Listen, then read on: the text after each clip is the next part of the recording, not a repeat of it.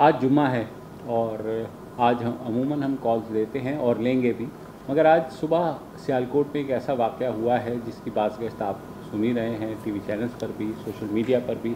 एक sports factory में Sri Lankan manager प्रियांथा Kumara, जो कि 11 साल से वहाँ थे, उनको एक हजूम ने तौहीन मज़हब के इल्ज़ाम लगा कर के पहले बाहर घसीट के निकाला, मारा और उसके बाद जब जान से मार दिया तो उनकी लाश को आग लगा दी। जो मनाजिर हैं वो इतने ज़्यादा खौफनाक हैं कि शायद हम आपको दूर से ही दिखा सकें। जिस तरह ये जत्था आया, और ये जत्था जो है ज़ाहिर है बाहर से नहीं आया। ये फैक्ट्री जहाँ ये वाक़या हुआ है खेलों का सामान बनाने की एक बहुत बड़ी फैक्ट्री है। 2 से 2,500 वर्कर यहाँ होते हैं। पुलिस ने मुकदमा दर्ज कर लिया है और मुज़म्मती बयानात भी आ चुके हैं, मगर जो वाहिद अभी तक हमारे पास इंफॉर्मेशन आई है वो आई है ताहिर अशरफी साहब के, जो वज़ीर आज़म के एडवाइज़र हैं मजहबी अमूर से। उनका ये कहना है कि कोई तकरार हुई थी इन श्रीलंकन मैनेजर और फैक्ट्री वर्कर्स के दरमियान, और श्रीलंकन मैनेजर जो है उनको काम में डंडी मारने के ऊपर जो है डांट रहे थे। आगे क्या हुआ, बहुत सी चीज़ें हैं। कुछ ये कहते हैं कि शायद उन्होंने पोस्टर फाड़ दिए। जी, अब ये भी कहा जा रहा है कि शायद एक कलंदम तो नहीं रही है, लेकिन TLP का पोस्टर लगा हुआ था दीवार पे, फाड़ दिया। कोई फर्क नहीं पड़ता। खुशाब वाला केस आपको याद है, ताहिर अशरफी साहब का आपने जिक्र किया। मैं बहुत कदर करता हूँ ताहिर अशरफी साहब का। आज मुझे पता लगा कि वो बहुत बड़े कॉमेडियन भी हैं, क्योंकि अभी वो शाहज़ेब खानज़ादा के शो पर बात कर रहे थे और कह रहे थे कि रियासत को चैलेंज ना करें, रियासत आपके सामने नहीं झुकेगी। रियासत जत्थों से ब्लैकमेल नहीं होगी। मतलब जोक मारा। आपको याद है गुज़िश्ता हफ्ते ही हमने डिस्कस किया था, जो कि चारसद्दा में तंगी पुलिस स्टेशन का जलाने का एक वाक़या हुआ था। वहाँ पे कहा जा रहा है कि एक शख्स जिसका जहनी तवाज़ुन दुरुस्त नहीं था, उसको उसके ऊपर तौहीन मज़हब का इल्ज़ाम लगा और ये कहा गया कि उसने नाउज़ुबिल्लाह कुरान को औराक़ जलाए हैं। पुलिस ने उसे कस्टडी में ले लिया, मगर हजूम ज़ाहिर है चाह रहा था कि पुलिस उसके हवाले करे ताकि वो वहीं पे इंसाफ कर दें उसके साथ। पुलिस ने बाहर अच्छा, ये जो शख्स जिसकी आप अभी तस्वीर देख रहे हैं, ये जो लेफ्ट पर आप देख रहे हैं, एक बाकायदा ऑन कैमरा एक इंटरव्यू भी दिया इसके बाद, और ज़ाहिर मैं अल्फाज नहीं दोहरा सकता। उसके बाद फिर सब नारेबाजी में लग गए और बिल्कुल, और ये सब ट्वीट कर रहे हैं कि सर देखिए हमने कितना अच्छा काम किया, मरकजी किरदार को हमने गिरफ्तार ये इसके बारे में आपको बता दूं, फरहान इदरीस इसका नाम है और ये फैक्ट्री में काम करता है। तो तकरीबन 100 के करीब लोगों को पुलिस ने अभी तक गिरफ्तार किया। अभी ये भी आया है कि FIR दर्ज हो गई है। आप बिल्कुल देखें, FIR दर्ज हो जाएंगी और मुझे यकीन है, देखिए यकीन है, ये अब इंटरनेशनल हेडलाइन वाला केस है ना, इसलिए मुझे यकीन है कि ये गिरफ्तारियां भी होंगी, मुकदमे भी चलेंगे, हो सकता है सजाए मौत भी मिल जाए, फिर हो सकता है उसके बाद इनके मज़ार भी बने, फिर हो सकता है कि इनके नाम पर वोट मांगे जाएं और वोट मिले भी सही। ये भी हमने देखा। वो तो बहुत दूर की बात है। अभी तो जब ये अदालत पहुंचेंगे और उनके ऊपर जब फूल की पत्तियां फेंकी जाएंगी, तो फिर ये जो ट्वीट्स कर रहे हैं खान साहब, ट्वीट्स लाजवाब है। एक तो चीज़ें मैं इसमें से पॉइंट आउट करना चाह रहा हूँ। जितने भी टॉप हमारे जो लीडरशिप है उनकी ट्वीट्स आई है, उसमें एक कॉमन थ्रेड है कि जी कानून को अपने हाथ में आप नहीं ले सकते। Vigilantism, extra judicial killing. Vigilantism क्या होती है वो सर? मॉब लिंचिंग कह दो यार, मॉब लिंचिंग कह दो ना। विजिलेंटिज्म का मतलब है कि यार जैसे कोई एक मोबाइल चोर बाजार में घूम रहा है और उसको हजूम ने मार दिया, उसने जुर्म किया और हजूम ने उसको मार दिया। यहाँ पे क्या जुर्म था, मुझे कोई ये बताए। ये ऐसा है, मुझे अजीब सा लग रहा है। चीफ ऑफ आर्मी स्टाफ कह रहे हैं it's extra judicial murder. Extra judicial यहाँ क्या ये टर्म फिट होती है? बिल्कुल सर आप ये छोड़ दें। सदर मुमलिकत डॉक्टर आरिफ अलवी कह रहे हैं कि I appreciate the prompt action taken by the prime minister and government of Pakistan. वो मुझे बता दे कि इमरान खान ने क्या प्रॉम्प्ट एक्शन लिया है। मैं बता सकता हूँ, एक सेकंड में ट्वीट आई थी। यही था ना सर? नहीं, 1 सेकंड में नहीं आई, चलो 6 घंटे के बाद आई कोई भाई। बात नहीं, प्रॉम्प्ट लेकिन प्रॉम्प्ट एक्शन और चलो prime minister and government of Pakistan. हाँ बिल्कुल, नहीं बहुत अच्छा एंड कांग्रेचुलेशंस टू एवरीबॉडी। में सबसे अच्छी बात यह है कि प्राइम मिनिस्टर ने कहा कि मैं ज़ाती तौर पे इस पूरा जो तहकीकात है इसकी निगरानी कर रहा हूँ। अगर 3 साल के अंदर जो वारदातें हुई, इनके वज़ीर आज़म बनते जो पहली वारदात थी उसकी ज़ाती निगरानी कर रहे थे, उस पे भी अच्छा साहिबाल की ज़ाती निगरानी, सर साहिबाल की आई थी, जाहिर जाफर की आई थी, और उसके अलावा अच्छा वो छोड़ दो। एक देखिए ये ना अगेन ना यार, आई मीन अब आप देखें ना, सोशल मीडिया को देखें, तूफान मचा हुआ है यार, सब मजम्मत कर रहे हैं। और मैं अवाम की बात नहीं कर रहा, अवाम बेकसूर है इसमें, जो हमारी लीडरशिप है इतनी मजम्मत कर रहे हैं, इतनी मजम्मत कर रहे हैं। लेकिन मुझे एक शक होता है, एक शक सहन में आता है कि क्या ये इसलिए इतनी मजम्मत हो रही है, इतने जो दुख और दर्द का इजहार हो रहा है, क्या ये इसलिए है क्योंकि ये श्रीलंकन था? और इसका आपको ये एक एक्सपेरिमेंट में ना, एक कंट्रोल एक्सपेरिमेंट भी होती है, क्योंकि अनकरीब मैं देखना चाहूँगा कि अगली जो लिंचिंग होगी, हफ्तों की बात है, ज़्यादा से ज़्यादा महीना 2 महीने की बात है, राइट, वो कोई पाकिस्तानी की होगी, चाहे वो मुसलमान हो, ईसाई हो, हिंदू हो, सिख हो, जो भी हो, क्या इतनी मजम्मत होगी? क्योंकि यहाँ पे मुझे पता है क्या लग रहा है, एंड मैं चाहूँगा कि मैं गलत साबित हूँ, मैं चाहूँगा कि मैं गलत साबित हूँ। मुझे लग रहा है कि हमें फ़िक्र, इन्हें क्या फ़िक्र ज़्यादा है कि इमेज कहीं ख़राब ना हो ना सर। हम तो जियो इकोनॉमिक्स की तरफ जा रहे हैं ना सर, GSP प्लस बड़ा हमारे लिए अहम है ना सर, EU देख रही है ना सर, जर्मनी में क्या अभी ट्रेंड चल रहा है, पाकिस्तान और सियालकोट। अच्छा, अब इसका जो इफेक्ट आएगा, एक इसका श्रीलंका में भी इफेक्ट आएगा, वो भी बड़े मज़ेदार होने वाला है, क्योंकि आपको पता है कि उनके अपने इंतहा पसंद हैं जिन्होंने मुसलमानों पर हमला किया।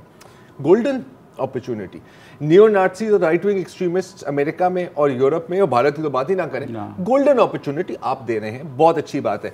अच्छा, ऐसे कर रहे हैं कि sir prompt action, it will not get away.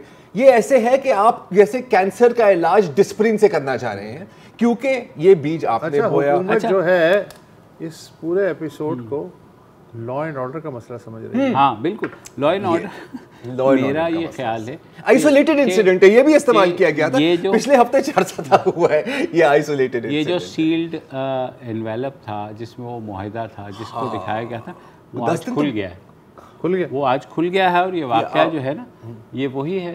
वैसे 10 दिन से ज़्यादा हो गया, 10 दिन में वो आना नहीं था। मतलब वो 1000 के नोट बांटने से लेकर के आज तक रियासत ने कदम ब कदम जो है ना ज़मीन में धंसती गई है, और अब तो सर भी उसका रेत में चला गया है। अच्छा देखिए, आप मेन स्ट्रीम करते हैं तो आप नज़रिए को भी तो मेन स्ट्रीम कर रहे हैं ना, तो अभी क्या देखो, हैरान होने की कोई गुंजाइश नहीं बची ना।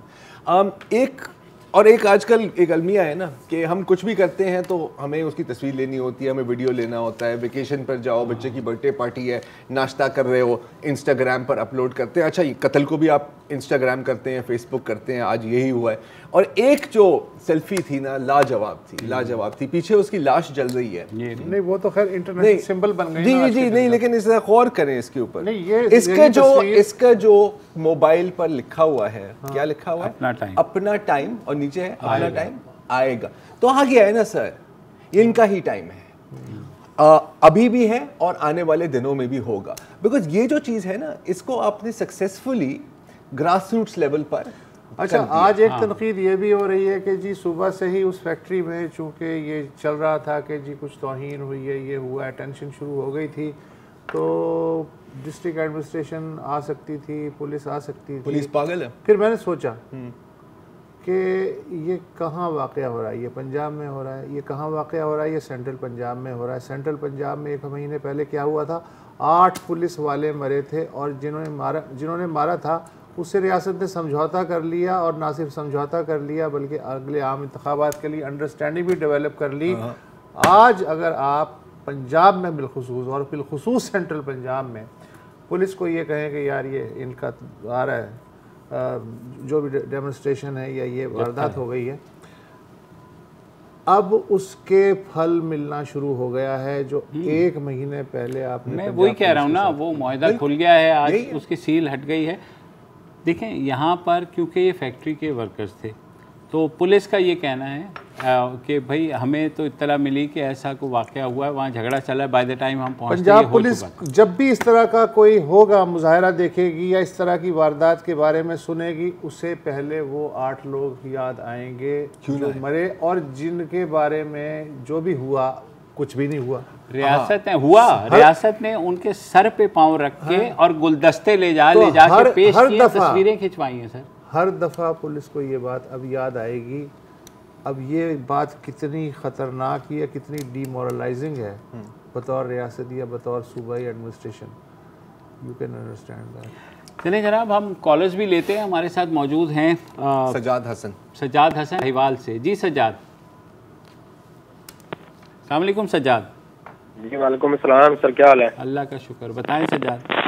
जी सबसे पहले तो ये जो आज वाक़या हुआ है उसकी जितनी मजम्मत की जाए वो कम है, और मैं सर उसके ना 2 छोटे छोटे पहलुओं पे बात करना चाहूँगा।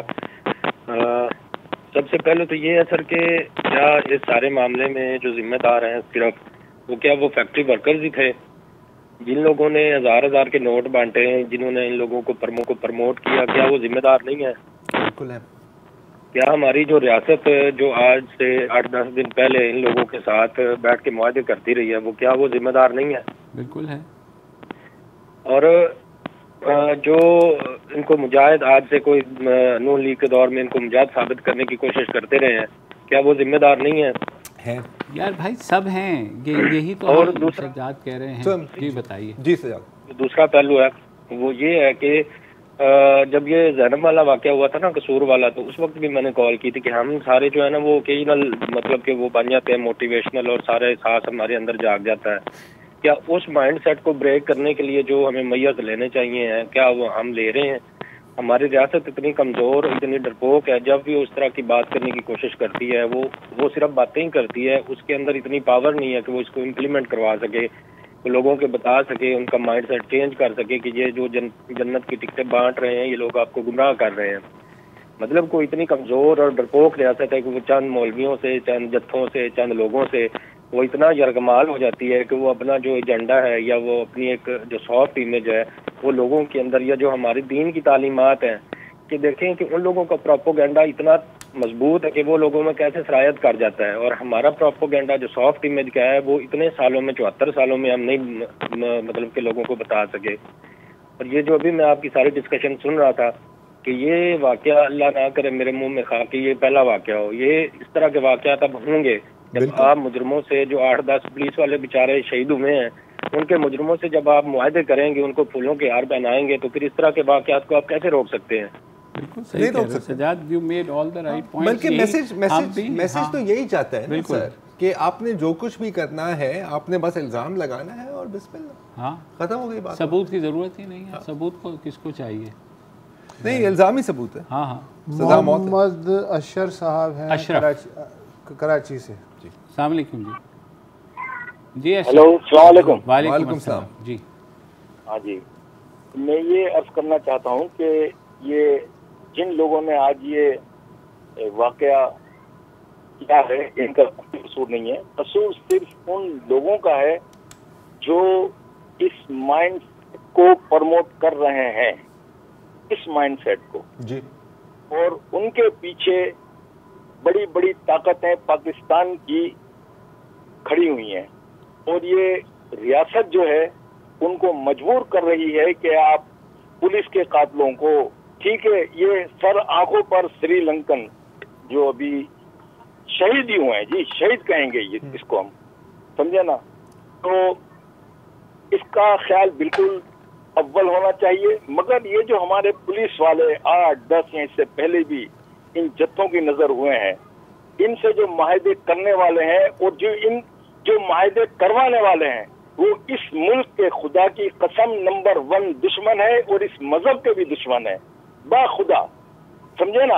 और इन लोगों को जो प्रोटेक्ट करने वाले हैं, जो हमारी रियासत इनके आगे घुटने टेक देती है, समझे ना, ये वो नंबर 1 मुहिब वतन लोग नहीं है। बिल्कुल ठीक अशरफ साहब, हर किसी को अपने आप को बचाना है, चाहे वो हो, चाहे रियासत हो, जिंदाबाद। अच्छा, जब हम अपने आप को बचाते हैं ना, फिर तीनों ही डूबते हैं, चारों। नहीं, अपने आप को बचाने का मुझे वॉर ऑन टेरर याद आती है। आपको याद होगा जब अमेरिका ने शुरू किया था तो हर मुसलमान मुल्क दूसरे की तरफ कहता था कि नहीं नहीं ये है, दूसरे की तरफ इशारा होता था कि पहले उसको देख ले, ये ख्याल करके कि वो आप पे नहीं आएगा। तो वो अफगानिस्तान के बाद वो इराक भी गया। सर एक दिन आएगा हाँ। जब कॉन्स्टिट्यूशन एवेन्यू तक भी आग पहुंचेगी। उस वक्त बहुत लेट हो गया, वैसे लेट तो अभी भी बहुत हो गया और हम भी ब्रेक लेने में लेट हो गए, तो एक वक्फा ही ले लेते हैं।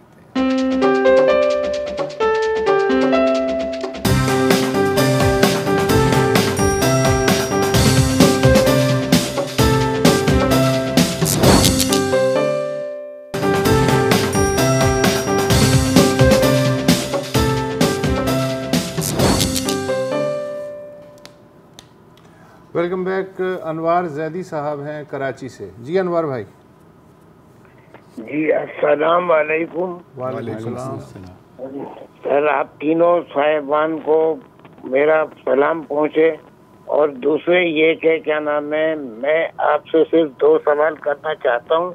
पहला सवाल तो ये है इलेक्ट्रॉनिक मशीन के बारे में कि क्या इसके इलेक्ट्रॉनिक मशीन पर ही वोट होंगे।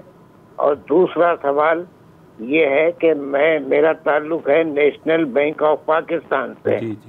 तो मैं उसकी वसातत से आपसे ये कहना चाहता हूँ कि हमारा रिव्यू का मसला है। तकरीबन 4-5 साल हो गए तकरीबन, बिल्कुल अभी तक इस मसले का हल नहीं हुआ। कोई केस तो चल नहीं रहा है, सिर्फ एक रिव्यू सादा पिटीशन है एक तरह की, उसको इतना टाइम तो नहीं लगता। जी बिल्कुल। और इस सिलसिले में क्या नाम है, वक्तन फवक्तन हम रोजाना हर कॉलिंग डे में प्रोग्राम आपका सुनते हैं। जी बिल्कुल। तो मुझे रोना आ जाता है। ये सलीम साहब आपके रावलपिंडी से कॉल करते हैं, जिनकी आंखें भी डैमेज है, 95% आंखें डैमेज है। उसके बावजूद मैं उनकी कॉल सुन रहा हूँ। मुझे बहुत अफसोस होता है कि आपसे दिली रिक्वेस्ट है कि खुदारा इस मसले को हल करवा दें। तमाम जो पेंशनर्स हैं उनकी दुआएं ले लें। जी बिल्कुल अनवार भाई, हम अपनी कोशिश कर रहे हैं, बार बार अदलिया से रिक्वेस्ट भी कर रहे हैं। और बिल्कुल जो ये रिव्यू पटिशन एक सिर्फ सेशन की मार है, मगर वो नहीं हो पा रहा। आपको पता है अदलिया दबाव वैसे भी कबूल नहीं करती, तो वो उम्मीद यही है कि चीफ जस्टिस साहब इस मसले को देख लेंगे। जहाँ तक इलेक्ट्रॉनिक मशीन्स की बात है, इस पर हमने काफ़ी तफसीली बातें की हैं। अभी से तय नहीं है कि होंगे या नहीं है, तो अमला खला में कुछ नहीं पता। और काश हमारे हाथ में होता कि हम आपके और तमाम पेंशनर्स के मसले मसाइल रिजॉल्व कर सकते। मोहसिन गिलानी हैं इस्लामाबाद से। जी मोहसिन साहब। जी अस्सलाम वालेकुम। जी वालेकुम। मेरा ख्याल है ये जो सियालकोट का वाक़या है सर, जी ये हमारा एक फेस है जी। और उस फेस को हम इस तरह देख सकते हैं कि हमने ना, जब डायलॉग ख़त्म हो जाए ना, जब आपके सोसाइटी के अंदर किसी बात करना आप छोड़ दें, आप बात करने से डरें, झिझकें, चीज़ों को बयान ना कर सकें, तो आई थिंक उसके अल्टीमेट रिजल्ट्स यही होते हैं। और मेरा ये ख्याल है कि हमें अब डायलॉग्स की ज़रूरत है। हमें जो दानिश्वर तबका, जो आप जैसे लोग हैं, अच्छे लोग हैं, इनको डायलॉग्स करने चाहिए। किस तरह के डायलॉग्स? सॉरी गिलानी साहब, सॉरी मैं किसके साथ, किस किस्म के डायलॉग्स और किसके साथ? यानी आपके मीडिया के ऊपर ये बात होनी चाहिए कि क्या चीज़ गलत है। हम लोग हसास मामलात पर बात करने से घबराते हैं, एक फैक्ट है सर। हम कभी भी हेलो हम जी सुन रहे हैं जी, हम कभी भी यानी कि इस किस्म के मामलात को यानी कि बिल्कुल मीडिया पे आके बात करने से हमेशा झिझकते हैं। हमें खुल के बात करनी चाहिए। मोहसिन गिलानी साहब, मसला ये है, आपकी बात बिल्कुल दुरुस्त है, मीडिया का तो काम ही ये है कि खुल के बात करे, हर हक़ाइक़ को सामने लाए। लेकिन आप जो कह रहे हैं ना, हम झिझकते हैं, हम नहीं झिझकते। जिनके बारे में जिन मामला डिस्कस करना चाहते हैं वो खौफज़दा होते हैं, वो झिझकते हैं, वो डर जाते हैं और फिर उनका किसी और पे बस नहीं चलता तो मीडिया पे ही बस चलता है। ये रीज़न है कि मीडिया जो है इस तरह का एटीट्यूड है उसका। वक्फा ले लेते हैं जी, वक्फे के बाद वापस आते हैं।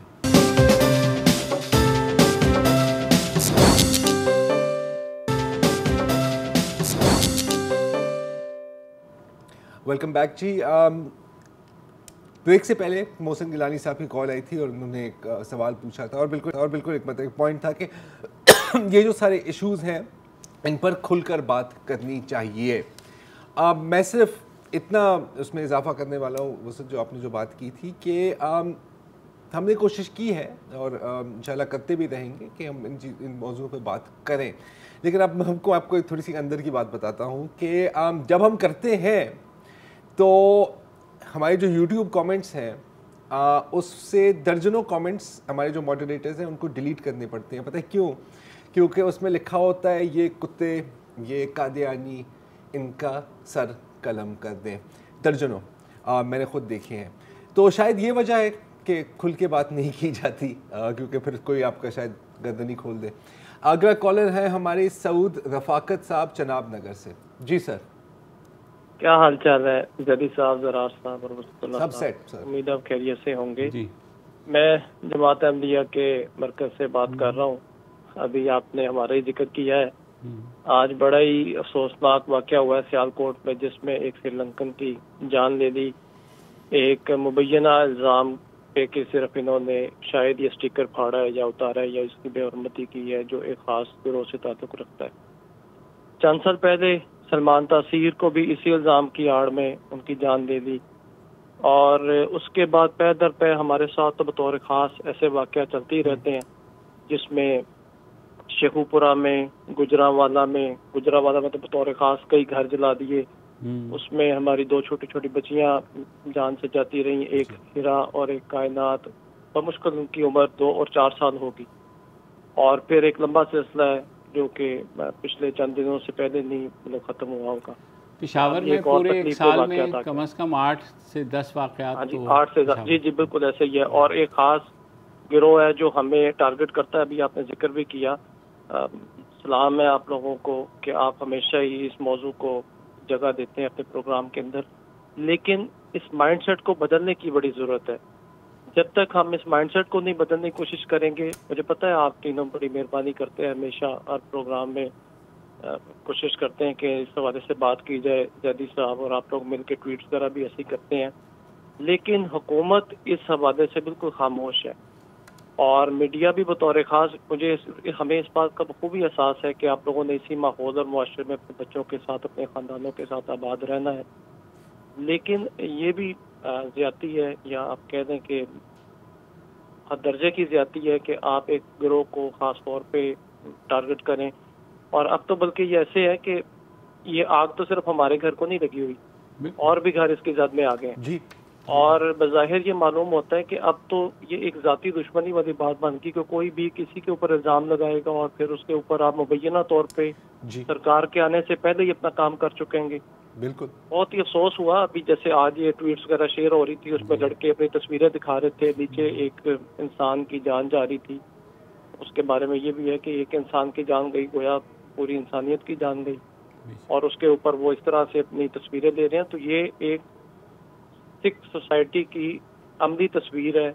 हमारा एज अ नेशन हमारा ये लेकिन बदकिस्मती से ये हमारा चेहरा बनता जा रहा है। बिल्कुल सही कह रहे हैं। हम लोग तो बतौर खास इससे हम बदस्तर डैमेज हो रहे हैं, लेकिन अब ये पूरी सोसाइटी इसकी जद में आ गई। जी बिल्कुल सही। तो ये बड़ी रिक्वेस्ट है हम्बल, मैं सिर्फ एक मिनट चाहूँगा कि अगर आपके साथ कुछ और लोग भी मिलें और इसके ऊपर बतौर खास बात करें और इस फज़ा को तोड़ने की कोशिश की जाए, ताकि आम आदमी जो है वो अपने मजहब के हवाले से आज़ादी के साथ बातचीत कर सके। बिल्कुल आप सही कह रहे हैं। हम देखें कोशिश अपने तय कर सकते हैं, किसी और को मिलाएं। मुझे हम भी ढूंढते रहते हैं कि किसको मिलाएं। यार ये इन्होंने तो चलो फिर भी थोड़ी मेहरबानी की है और कहा है कि हुकूमत रियासत खामोश है।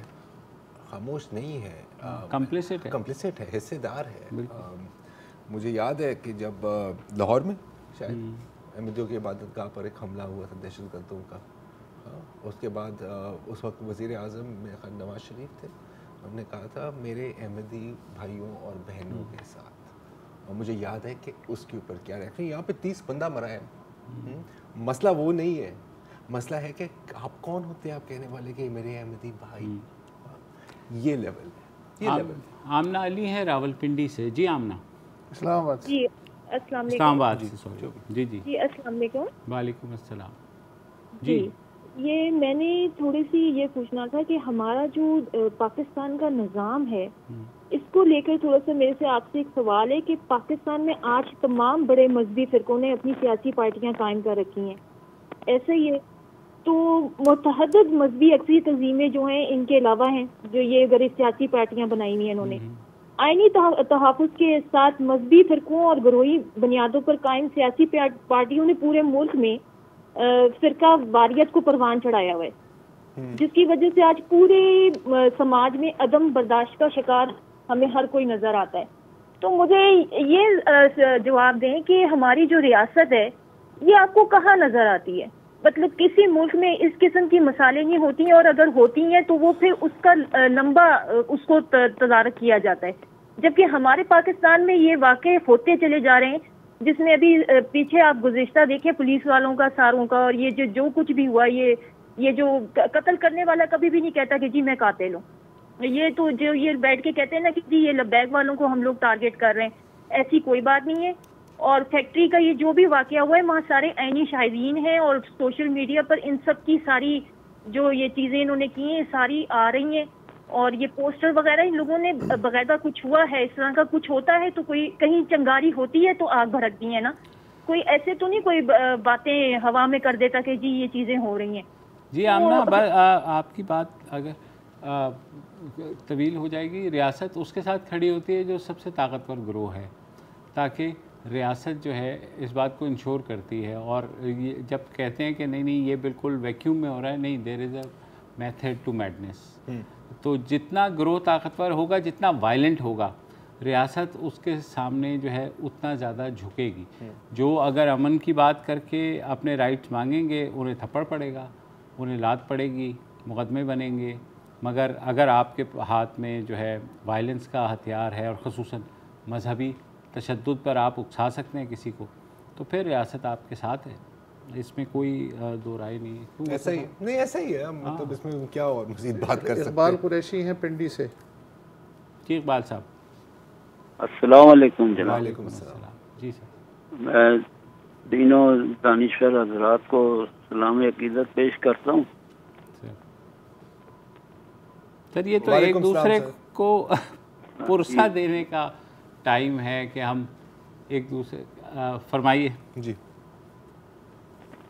अच्छा, गुजारिश ये है कि मैं कायदे आज़म के हवाले से बात करना चाहता हूँ जी। मैंने मौलाना इस्माइल ज़वी साहब की एक किताब पढ़ी थी, 1995 में इस्लामाबाद ही से छपी थी, जिसमें कायदे आज़म साहब के जो कश्मीर का उन्होंने विजिट किया था, श्रीनगर गए थे यहाँ से 1944 में, 26 जुलाई 1944 को जी। तो कश्मीर से वापसी पर उन्होंने ये बाराको के पास एक मकाम है मलपुर राजगान, जी बिल्कुल है, वहाँ पर उन्होंने एक इज्तिमा से खिताब किया था। तो मौलाना इस्माइल ज़वी साहब ने किताब में लिखा था कि अगर यहाँ एक यादगार बना दी जाए, कायदे आज़म ने यहाँ खिताब किया है, तो ये जो है ना आने वाली नस्लों के लिए एक तोहफा होगी। लेकिन आज मेरा ख्याल 1995 से लेकर आज तक किसी ने इस पर गौर नहीं किया। सही बात है। बहुत शुक्रिया तवज्जो दिलाने का। हम अपने प्लेटफॉर्म से कहते हैं हुकूमत इस पर गौर करे। एक वक्फा लेते हैं।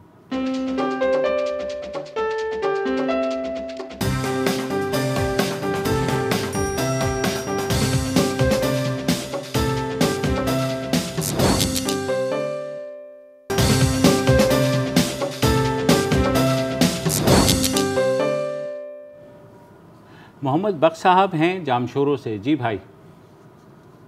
अस्सलाम वालेकुम वसीला खान साहब, मुबशर जैदी साहब, जरा खोड़ साहब। वालेकुम अस्सलाम।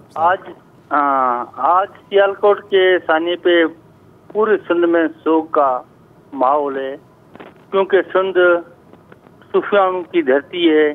हजरत शाह अब्दुल लतीफ बिटाई, लाल शहबाज कलंदर, सचल सरमस की धरती है। पूरे सिंध में आज गम की लहरें सो गए। तो उस मौके पे हम तीन दानों से पूछते हैं, क्या हम ये कह सकते हैं आज सियालकोट में जनरल ज़ियारत जिंदाबाद, जो उसने पौधा लगाया, आज हम उसका फल खा रहे हैं। Thank you very much. हाँ जी जी, मेरा ख्याल है सिर्फ एक बंदे को क्रेडिट नहीं जाता। 74 साल मेहनत हुई है यार, 74 साल मेहनत हुई है। देखिए बीज बोया गया है, इसको अब वो भी बेगुनाहों के लहू से, और फिर जब फसल कटी है तो सब ने अपना हिस्सा लिया है।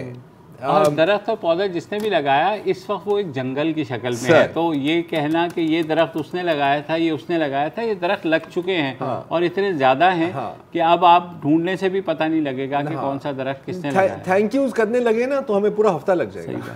पौधा पहले लग चुका था, जनरल जाने उसे सिर्फ पानी दिया है। कामरान अली है नवाबशाह से। जी कामरान भाई। वतन वालों ये मसनूई गरानी देखते जाओ कि सस्ता है लहू महंगा है पानी देखते जाओ। जिन्हें रोटी नहीं मिलती वो 10 बच्चों के वालिद हैं। ये अफलास और ये जोशे जवानी देखते जाओ। गरीबों के लिए झुग्गी अमीरों के लिए कोठी, मगर मारे गए हम दरमियानी देखते जाओ। आज ये जो बेगुनाह का लहू बहा है सियालकोट के अंदर, आज किसी कातिल को अगर सरेआम फांसी दी जाती ना तो शायद ऐसा ना होता। ये छोटे छोटे मासूम बच्चों को कत्ल करके भी जो कातिल दंदनाते फिरते हैं, और जो बड़े बड़े MPAs हैं, MNAs हैं, वो धल्ले से कत्ल करते हैं और जो है वो अदालतों से भी मुंह छुपाते फिरते हैं। और वहाँ वो जो है हमारी पार्लियामेंट उन्हें मदऊ करती है कि भाई आप आ जाएं, सेशन अटेंड करें। तो मतलब इस तरह का प्रोटोकॉल दिया जाता है। पाकिस्तान के अंदर ये सब कुछ नहीं होना चाहिए। बिल्कुल नहीं होना तो नहीं चाहिए। फरहान हैदर हैं कराची से। जी फरहान। अस्सलाम वालेकुम। वालेकुम अस्सलाम। आप तीनों मौजूद शख्सियत जो है यहाँ बैठी, उनको मेरा सलाम।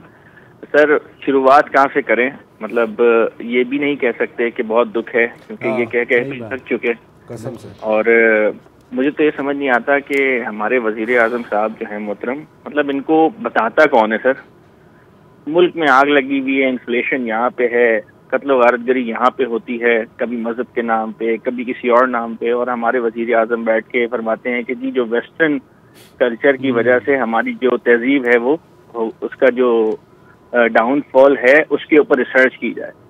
मतलब इन लोगों को समझाता कौन है?